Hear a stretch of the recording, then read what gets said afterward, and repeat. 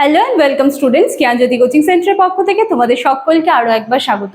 আমরা কিন্তু রাজনৈতিক তত্ত্বের অবক্ষয় বা রাজনৈতিক তত্ত্বের অবক্ষয় মানে কি সেটা কিন্তু আমরা আলোচনা করেছিলাম এবং বলেছিলাম যে এই যে রাজনৈতিক তত্ত্বের যে অবক্ষয়টা আছে সেখানে কিন্তু ডেভিড ইস্টনের যে অবদান রয়েছে সেটা তোমাদের সিলেবাসে কিন্তু প্রোভাইড করা আছে।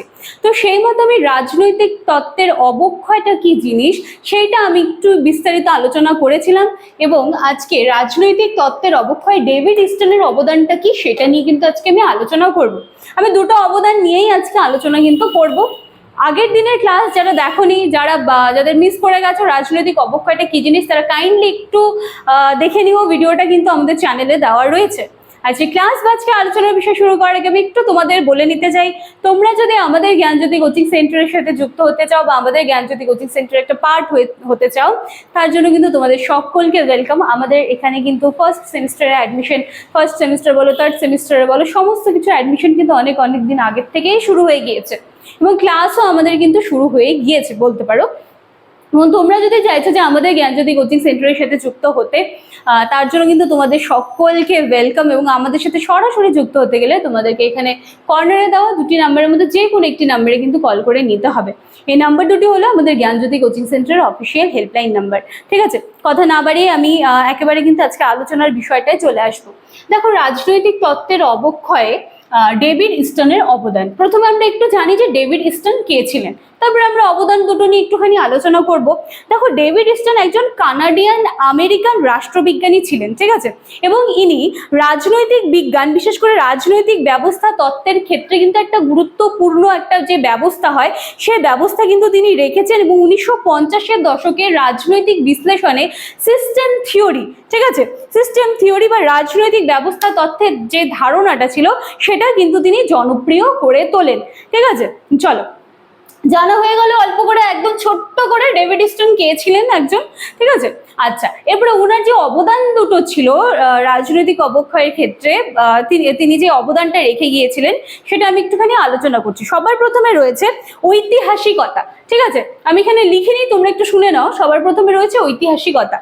এবার ডেভিড ইস্টনের মতে, মানে উনি বলতে চেয়েছেন যে ভাববাদী যে রাষ্ট্রবিজ্ঞানটা আছে, ঠিক আছে, সেইখানে কিন্তু আলোচিত তত্ত্ব একটা নির্দিষ্ট সীমার মধ্যে আবদ্ধ।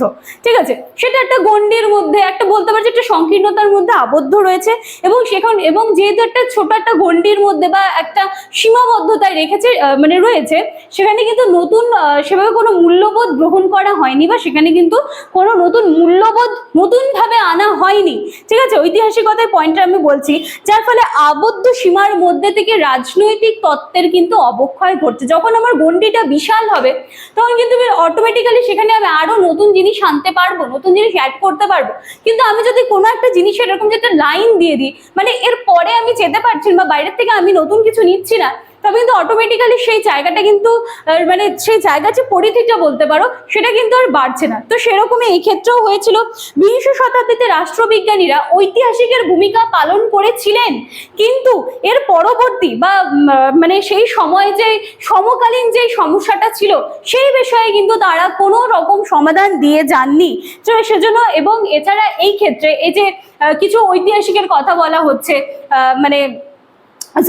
কিছু রাষ্ট্রবিজ্ঞানীদের কথা বলা হচ্ছে। বিংশ শতাব্দীতে কিছু রাষ্ট্রবিজ্ঞানীরা ছিলেন যারা কিন্তু শুধুমাত্র ঐতিহাসিকের ভূমিকাটা পালন করেছিলেন। ঠিক আছে, তারা সমকালীন সময়, সেই সময়ের যে সমস্যাটা ছিল সেটা কিন্তু তারা সমাধান করেননি। এরকম তিনি একটা মতামত রেখেছেন ডেভিড ইস্টন। কিন্তু এক্ষেত্রে তিনি আবার বলেছেন যে কিছু কিছু রাষ্ট্রবিজ্ঞানী কিন্তু এক্ষেত্রে ব্যতিক্রম রয়েছে, মানে সকলেই যে এই জিনিসটা ফলো করেছে সেটা কিন্তু আবার নয়। ঠিক আছে, পরবর্তী পয়েন্ট হচ্ছে তথ্য সর্বস্বতা। দেখো, এটার মধ্যে রয়েছে তত্ত্ব এবং তথ্য, এই দুটো ব্যাপার কিন্তু তোমরা এখানে পাবে। তত্ত্ব এবং তথ্যর মধ্যে কিন্তু গোলাবে না। তত্ত্ব জিনিসটা হচ্ছে থিওরি এবং তথ্য হচ্ছে ইনফরমেশন। তো পরের পয়েন্ট যেটা আছে সেটা হচ্ছে তথ্য সর্বস্বতা। এবং এখানে বলা হচ্ছে যে ইস্টনের মতে রাজনৈতিক আলোচনায় দীর্ঘদিন ধরে কিন্তু তথ্যের উপর নির্ভরশীল ছিল। ঠিক আছে, এবং যার জন্য তারা রাজনৈতিক নতুন তত্ত্ব সৃষ্টি করতে গিয়ে পিছিয়ে পড়ছিল। তার মানে সেই ব্যবস্থাটা পুরোটা তথ্যের উপর নির্ভরশীল, ইনফরমেশনের উপর নির্ভরশীল, এবং যার ফলে তারা কোন দিকে পিছিয়ে পড়ছিল, তত্ত্বের দিক থেকে তারা পিছিয়ে পড়ছিল, তার মানে থিওরির দিক থেকে তারা পিছিয়ে পড়ছিল, কারণ তারা তো নির্ভরশীল ছিল তাদের তথ্যের উপর, ঠিক আছে, তথ্যের প্রয়োজন ছিল, এবং যার ফলে এই তথ্যের উপর বেশি নির্ভরশীল হতে গিয়ে তারা কিন্তু তত্ত্বর যে দিকটা সেদিক থেকে কিন্তু তারা পিছিয়ে পড়েছেন, এবং তাদের গবেষণামূলক যে সমীক্ষাগুলো রয়েছে তাতে কিন্তু কোনো তাত্ত্বিক মান কিন্তু প্রদান করেননি। তো এই দুটো কিন্তু মানে ডেভিড স্টিলের অবদান যেটা রয়েছে সেক্ষেত্রে কিন্তু এই দুইটা পয়েন্ট আমি আজকে রেখেছি, ঐতিহাসিকতা এবং তথ্য সর্বস্বতা। এর পরের দিনে আমি দেখবো যদি আরো পসিবল হয় আমি 2 থেকে 3টে পয়েন্ট কিন্তু এর উপরে আবার নিয়ে আসার চেষ্টা করব। তো চলো আজকের ক্লাসটা আমি এখানেই শেষ করছি, দেখা হচ্ছে পরের দিনে একটা নতুন ফ্রেশ নিউ টপিক নিয়ে। ক্লাস কিন্তু অনেকগুলো হয়ে গিয়েছে, তোমরা যদি চাও, যদি তোমরা ইচ্ছুক থাকো তাহলে কিন্তু তোমরা আমাদের জ্ঞানজ্যোতি কোচিং সেন্টারের সাথে অনায়াসে যুক্ত হয়ে যেতে পারো।